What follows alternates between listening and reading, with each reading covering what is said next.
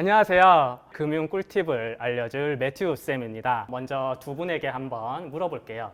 우리는 몇 살까지 살 수 있을까요? 100세 시대니까 90살? 100세 시대인데 90살이요? 그럼 100살? 땡! 정답은 90살입니다. 조사에 따르면 여성의 평균 수명은 90.7세, 남성은 86.3세라고 합니다. 그럼 만약 정년까지 일을 하더라도 남아있는 3, 40년은 과연 어떻게 해야 될까요? 정답! 죽을 때까지 일해요. 그런 일이 벌어지지 않게 지금부터 준비를 해야 됩니다. 늦었다고 생각이 들 때 그게 진짜 늦었다는 말이 있죠. 지금 당장 노후 소득이 걱정인 어르신부터 여기 앞에 있는 두 분을 포함한 친구들까지 도움이 될 금융 지식을 배우는 시간을 가져보도록 하겠습니다.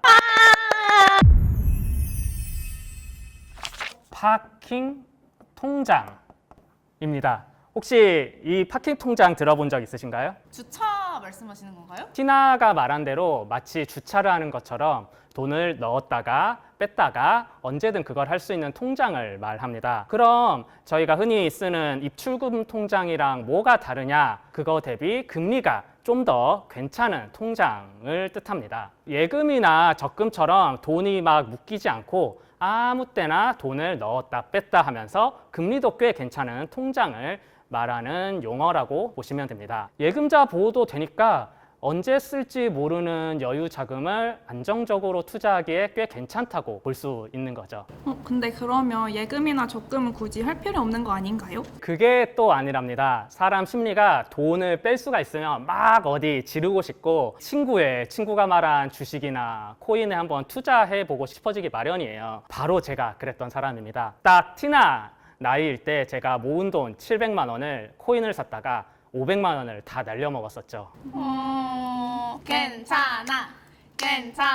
백날 금융 지식을 공부를 해도 이게 사람이다 보기 때문에 심리적으로 굉장히 흔들려요. 이러한 비이성적인 행위를 1차적으로 막아주는 게 예적금의 장점이라고 볼 수 있습니다. 게다가 예적금은 우대금리나 이벤트를 연계해서 이자를 훨씬 더 많이 주는 경우도 있어요. 물론 납입 한도나 우대금리 조건을 잘 따져봐야겠지만 우리의 월급이 통장을 스쳐가는 것처럼 파킹 통장에 있는 돈도 바로 파킹 통장을 스쳐 지나갈 수 있다는 거, 이걸 명심하셔야 돼요. 파킹 통장과 예적금의 차이를 간단히 그림으로 설명을 더 해드리겠습니다. 이게 파킹 통장이고요.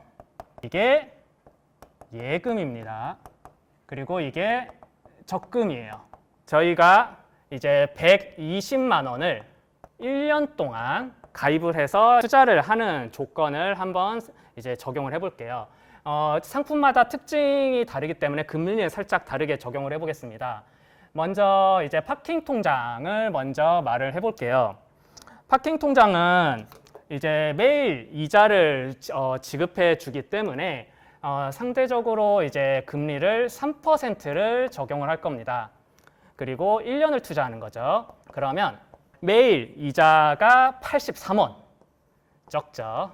금액이 작기 때문에 적습니다. 83원이 발생을 하고 이거를 1년 동안 가만히 두면 세금을 떼고 총 3만 원의 이자를 받을 수 있습니다. 예금은 똑같이 120만 원에 이번에는 금리를 좀 더 높게 적용을 해볼게요. 예금은 금리를 5%로 적용하겠습니다. 예금은 1년 동안 돈을 가만히 두는 거기 때문에 여기서의 1년을 적용을 하면 이자가 6만 원이 생깁니다.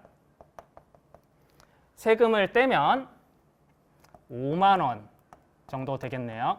그리고 적금은 월마다 이제 10만 원을 넣는 거기 때문에 초반에 이제 들어가는 돈이 좀 적어요. 그래도 일단은 5% 금리를 적용을 해볼 거고요.